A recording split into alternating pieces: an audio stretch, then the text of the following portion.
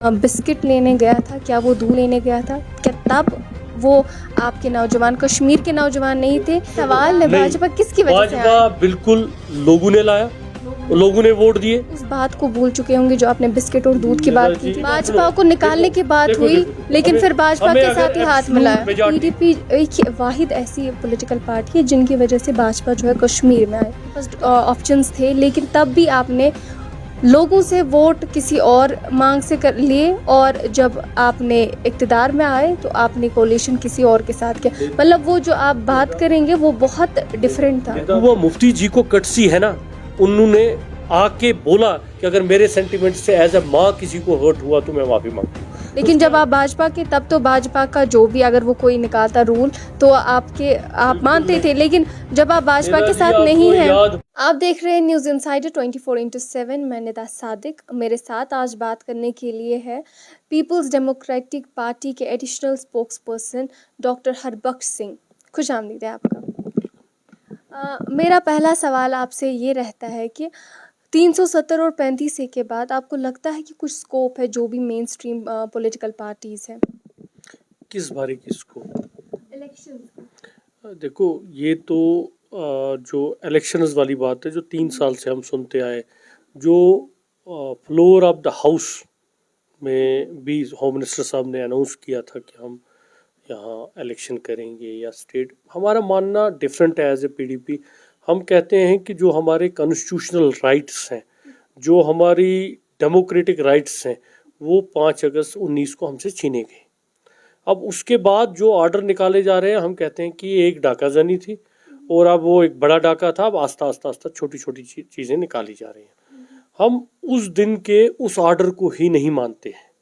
तो 370-35 के एब्रोगेशन के बाद क्या होता है, हम इसको हर तरीके से गैर कानूनी मानते हैं, क्योंकि जो डेमोक्रेटिक तरीके से जो आपको कॉन्स्टिट्यूशन ने दिया हो तो वो आपसे छीना जाए और फिर आपको कहा जाए कि यहाँ आपको कॉन्स्टिट्यूशन की आप बात नहीं मानते या आप कॉन्स्टिट्यूशनली बात नहीं करना चाहते, तो वो इनजस्टिस है। जैसे कि बाकी पॉलिटिकल पार्टीज़ की बात करें, वो ये एलिगेशंस लगा रहे हैं कि पीडीपी एक वाहिद ऐसी पॉलिटिकल पार्टी है जिनकी वजह से भाजपा जो है कश्मीर में आई।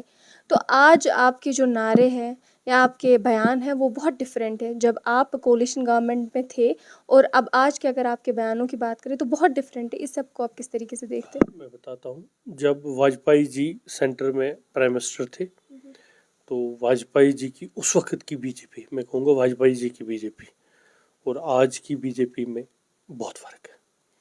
वाजपेयी जी ने उस वक्त इंसानियत, कश्मीरियत के दायरे में बात करने की बात की, पाकिस्तान के साथ बात की, सॉफ्ट बॉर्डर्स की बात हुई, ट्रेड हुआ, बहुत सारे सीज़ फायर हुआ, रमज़ान सीज़ फायर हुआ और फिर वाजपेयी जी ने ओपन डिबेट रखा, ओपन रखा कि हम पाकिस्तान के साथ बात करेंगे। और जो उस दौरान में या मुफ्ती साहब की पहली गवर्नमेंट में जब कहा जाता था कि जब बोर्ड लगे कहते थे कि रावलपिंडी इतना दूर है जी, वो इतना दूर है, तो लोग हंसते थे, कहते थे मुफ्ती साहब क्या ख्वाब दिखा रहा है। तो मुफ्ती साहब ने जो ख्वाब उस वक्त बोला वो शर्मंदे ताबीर भी हुआ, क्योंकि आपने देखा कि पाकिस्तान के साथ ट्रेड शुरू हो गया था, यहाँ से हमारी गाड़ी चलनी शुरू हो गई थी, हालात अच्छे हो गए थे, आर पार के रिश्तेदार आपस में मिलते थे, क्योंकि ये एक ही रीजन था। कुछ रिश्तेदार पार रह गए, कुछ रात, और उसी उम्मीद में, उसी एक बड़े मकसद को लेके जब हिंदुस्तान के लोगों ने मोदी जी को एक बड़ा मैंडेट दिया जहाँ ये कुछ भी चेंज कर सकते थे, और हमारे मरहूम लीडर साहब को भी एक अपनी जगह उम्मीद थी कि मैं जिस बीजेपी के साथ हाथ मिला रहा हूँ, मैं बीजेपी पार्टी के साथ हाथ नहीं मिलाने जा रहा हूँ, बल्कि एक बड़े हिंदुस्तान के मैंडेट के साथ बात कर। और वाजपेयी जी ने ऑलरेडी वो प्रूव कर दिया था कि उनमें एक अलग एक अपना एक जज्बा था, अपना काम करने का तरीका था। और जब आपको एक बड़ा मैंडेट होता है और मुल्क के बड़े मैंडेट का ऑनर करके उनके साथ जाना, और न कि वो बल्कि जम्मू की आवाम ने 25 सीटें बीजेपी को दी थी और जम्मू के लोगों का भी पूरा सम्मान था मुफ्ती साहब को, और मुफ्ती साहब कहता था ये जम्मू कश्मीर और लद्दाख जो है ये एक ही है, ये एक दूसरे से अलग नहीं है। तो उनके वोटों का भी बड़ा सम्मान था, उन लोगों ने भी 25 सीटें लाई थी, हम उनको भी इग्नोर नहीं कर सकते थे और एक रास्ता निकल सकता था। एक जो आज जो एक पीस की बात हम कर रहे हैं, या आप कहते हैं कि जम्मू कश्मीर में कॉन्स्टिट्यूशनली हमारा एक मसला है, वो मसला हल हो सकता है अगर आपको एक पायदार गवर्नमेंट सेंटर में है, एक लंगड़ी गवर्नमेंट नहीं। आपको जैसे आपने बात की अभी 2014 की अगर मैं बात करूं, जब इलेक्शंस होने वाले थे तब पीडीपी का ये नारा था कि हमें वोट दीजिए ताकि हम भाजपा को ना एंटर करने दें। लेकिन फिर जब वोट्स दिए गए फिर आपकी ही पार्टी ने, जबकि आपके पास बहुत सारे ऑप्शंस थे, ऐसा कोई डाउट नहीं है कि आपके पास कोई ऑप्शन नहीं था, आपके पास ऑप्शंस थे, लेकिन तब भी आपने लोगों से वोट किसी और मांग से कर लिए और जब आपने इक़्तिदार में आए तो आपने कोalition किसी और के साथ किया। मतलब वो जो आप बात करेंगे वो बहुत डिफरेंट था। निदा मेरी बात सुनिए, जब 2014 का इलेक्शन था, वहाँ का मैनिफेस्टो था कि मुफ्ती साहब कहता था कि मुझे 45 सीटें दीजिए, मुझे पूरा इक़्तिदार दीजिए तो मैं यहाँ पे चेंज लाऊंगा। लोगों ने पूरा इक़्तिदार नहीं दिया, हमारा फ्रैक्चर्ड मैंडेट था। आप जम्मू का देखिए, 25 की 25 सीटें इनको थी, लेकिन यहाँ की सीटें देखिए, ये बाइफरकेटेड था, सारा फ्रैक्चर्ड था, कुछ लोगों को अनएक्सपेक्टेड भी जिताया गया। तो जब हमने फ्रैक्चर्ड मैंडेट दिया तो हम भी लंगड़े हो गए, और होम मिनिस्टर ऑफ इंडिया और मुफ्ती साहब मरहूम जैसे सियासतदान, उनको अपनी कभी परवाह नहीं। अगर उनको अपनी परवाह होती कि उनको इतना ही पता होता कि मैंने गवर्नमेंट बनानी है, हमें गवर्नमेंट बनानी है, तो फिर हमारे पास ऑप्शन थे गवर्नमेंट बनाने के। लेकिन उनका मानना था कि गवर्नमेंट बनाई जाए ताकि यहाँ से हम लोग मिजरी से निकलें। तो फिर दावा क्यों किया कि मेरी बात सुनिए, दावा तो था, अगर हमारे पास पहले अगर भाजपा को निकालने की बात हुई, लेकिन फिर भाजपा के साथ ही हाथ मिलाया, मेजॉरिटी होती, फिर उसके बाद जिस चीज को आपने 4 साल बाद देखा, जब हमने एजेंडा ऑफ अलायंस इनके साथ साइन किया, सेंटर में इनकी गवर्नमेंट थी, पार्लियामेंट में तब भी बिल ला सकते थे हमारे खिलाफ, लेकिन ये 3.5-4 साल जो इनने वेट किया, क्योंकि इनका हाथ हमारे साथ फंसा हुआ था। और उस दौरान 35A और 370 की कभी बात नहीं हुई। आप देखिए उस दौरान एजेंडा ऑफ अलायंस था। आप देखिए कि एमनेस्टी अगर हमने इनके साथ गवर्नमेंट नहीं की होती तो हमारे 11,000 बच्चों को, स्टून पेल्टर्स को एमनेस्टी मिलती था? पॉसिबल ये कभी नहीं था। ये पॉसिबल था कि उस दौरान यात्रा में एक बार हमला हुआ और कुछ यात्री बेचारे मारे गए, लेकिन पूरे हिंदुस्तान में कहीं किसी कश्मीरी पे, किसी मुसलमान पे हाथ नहीं उठा। और ये जो हालात बन रहे थे, अगर हम उस वक्त इनको उस वक्त बांध के उस देर तक नहीं रखते, तो ये हालात जो 2019 में बने, ये 2014 में ही बनते। और ये एक इनका प्लान था। हमारा तो सिंसियरिटी वाला मामला था कि हम कश्मीर के बारे में मसला करना चाहते, और वो जो एजेंडा ऑफ अलायंस है वो बिल्कुल सामने है। देखो, तब कथनी और करनी में फर्क होती जब हम 370 और 35A को भूल जाते, जब हम पावर प्रोजेक्ट्स को भूल जाते, स्टून पेल्टर्स की एमनेस्टी को भूल जाते, या बाकी जो IIM की बात थी, IITs की बात थी, या बाकी प्रोजेक्ट्स थे उनकी बात थी, अगर हम उन चीज़ों को भूल जाते। हमने तो इनको, ये हमारे लीडर की ही क्वालिटी थी कि उन्होंने इनको टेबल पे लाके कहीं एजेंडा ऑफ अलायंस पे एग्रीमेंट करवाया। आप मुझे 3.5 साल जो हमारे इनके साथ गवर्नमेंट निकली, उसमें कभी 370 और 35A की कभी बात आई नहीं आई। एक बड़ी बदकिस्मती हुई कौम के साथ, हमारे साथ भी, कि मुफ्ती साहब वफात पा गए। उसके बाद हमारे अपने कुछ लीडरों ने साजबाज शुरू कर दिया इनके साथ। अदरवाइज हम बिल्कुल मजबूत थे, हमें कॉन्स्टिट्यूशनली भी मजबूत थे और हम लीगली भी मजबूत थे।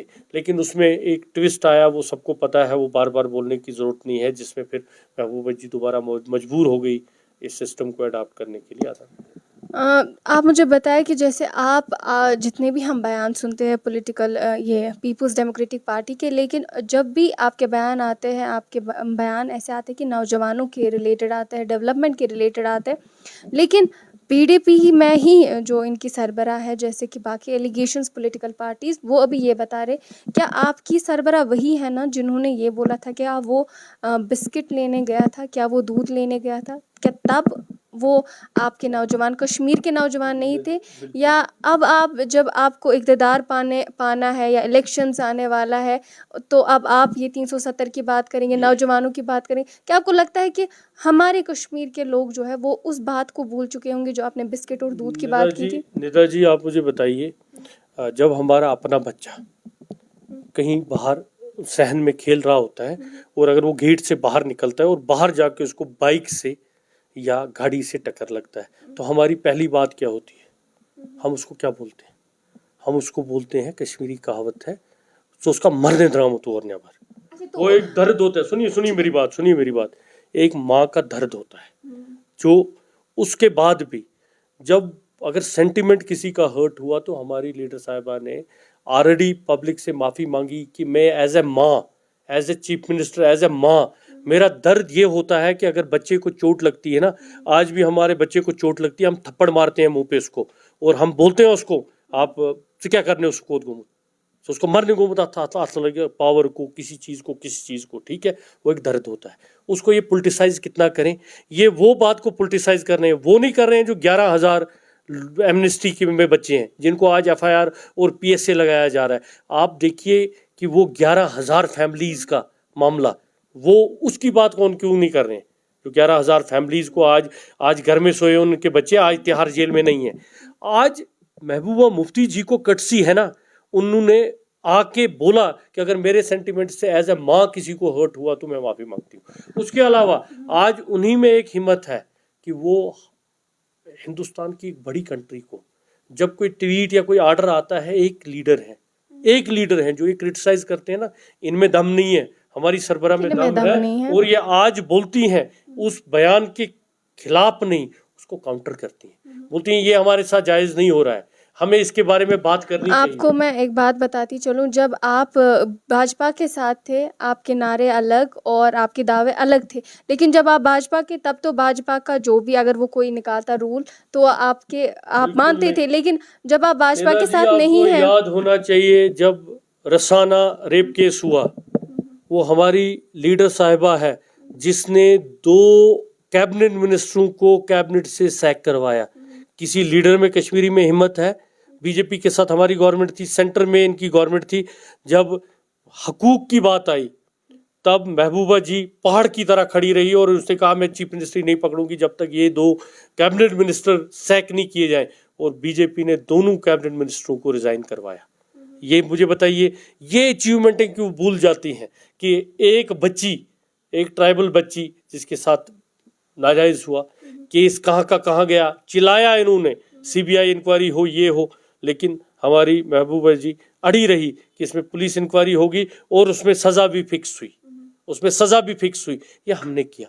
ये किसी में 2 कैबिनेट मिनिस्टरों को अगर हमें ये डर होता कि हमने गवर्नमेंट किया और हम इनसे डरते हैं तो वो नहीं करते। आप एज ए वुमेन, मैंने पिछले आपको बोला स्टैम्प ड्यूटी ख़त्म करना, कि हमारी बच्चियां, हमारी लेडीज़ जो है, इनको एक सेंस ऑफ सिक्योरिटी, एक सिक्योरिटी मिल जाए। अगर ये जायदाद कहीं खरीदती हैं तो उस पर स्टैम्प ड्यूटी ख़त्म होनी चाहिए। Women police station, women buses, scooty, college going girls को security scheme, marriage assistance scheme, जो रेवोल्यूशनरी टाइम कम मिला।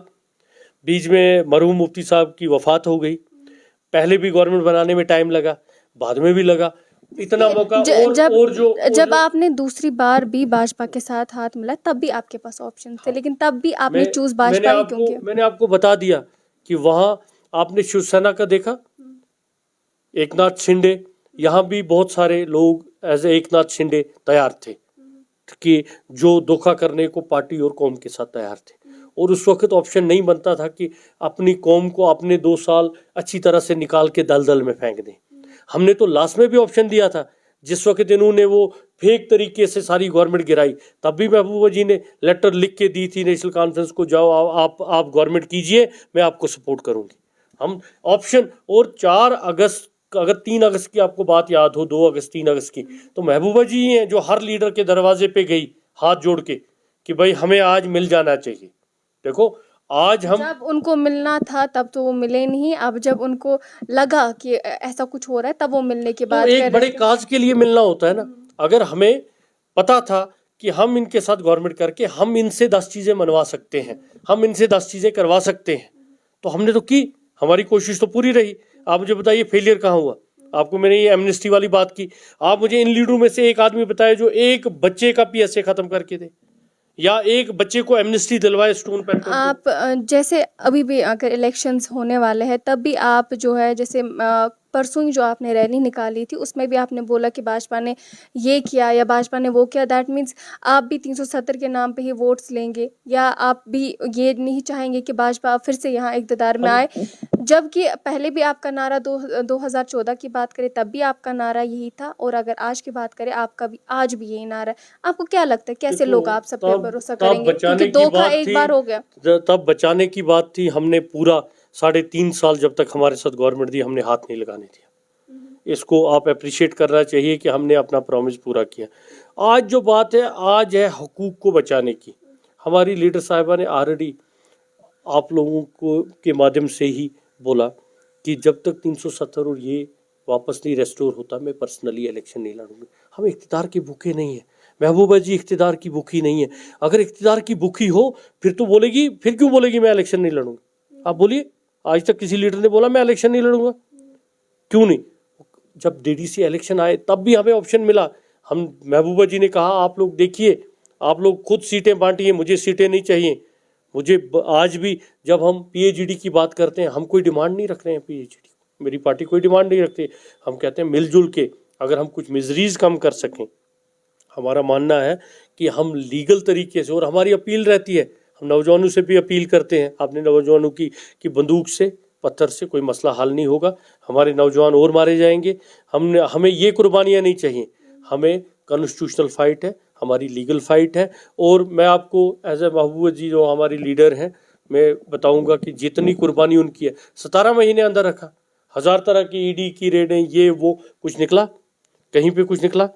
कोई जितने इल्ज़ामात लगाए गए, कहीं कोई मकान निकला, कहीं कोई प्रॉपर्टियाँ निकली, कहीं कोई चीज़ निकली? सो आप ये चीज़ भी जो ये लीडर बोलते हैं उनको बोलिए आप अपनी प्रॉपर्टियाँ देखिए, आप देखिए कहाँ से आए हो, आप देखिए आपने क्या क्या बनाया, आप देखिए महबूबा जी को आज भी मकान नहीं है रहने के लिए, अपना मकान नहीं है रहने के लिए। अब इससे रियल लीडर क्या हो सकते हैं? आप देखिए होम मिनिस्टर साहब की बेटी, चीफ मिनिस्टर खुद, फादर साहब चीफ मिनिस्टर, कई बार मिनिस्टर, खुद चीफ विप रही हैं, 4 बार एमएलए बनी हैं, तो आज की डेट में मकान अपना नहीं। तो अगर हम बहुत सारी चीज़ें देखिए, देखो फरिश्ता कोई नहीं होता, गलतियाँ होती हैं, कुछ इंटेंशनली होती हैं, कुछ अनइंटेंशनली होती हैं, लेकिन जब आपको दर्द एक होता है ना तो आप केयर करते हो चीज़ों का। और वो केयर में अगर कभी शरारत होती है ना, वो माँ बाप हमें नहीं थप्पड़ मारते हैं, कितनी बार डांटते हैं। आप आज जर्नलिस्ट हो, आप बड़े हो गए हो, कितनी बार माँ बाप का फ़ोन आता है, अगर एक बार फ़ोन नहीं उठाओगे तो कितनी डांट पड़ती है। तो एक सरबरा जो होता है स्टेट का, उसका भी एक दायित्व बनता है, उसको भी एक दर्द होता है अपने इलाके में, अपने एरिए का।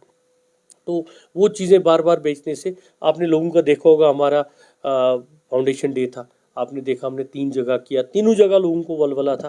और यकीन कीजिए, जैसे आप लोगों की बात करते हैं, हमने- यही अगर यही रैलीज अगर मैं बात करूं भाजपा की, जब रैली निकली है, यही रैली अगर बात करूं एनसी की रैली निकलती है, कई अपनी पार्टी की रैली निकलती है, तब भी आपको यही लोग देखने को मिलेंगे। नहीं, हम इग्नोर लोग नहीं तो करेंगे। तब भी दिखने को हमारे मिलेंगे। नहीं नेताजी, हमारे अपने काडर है, हमारा अपना वर्कर है।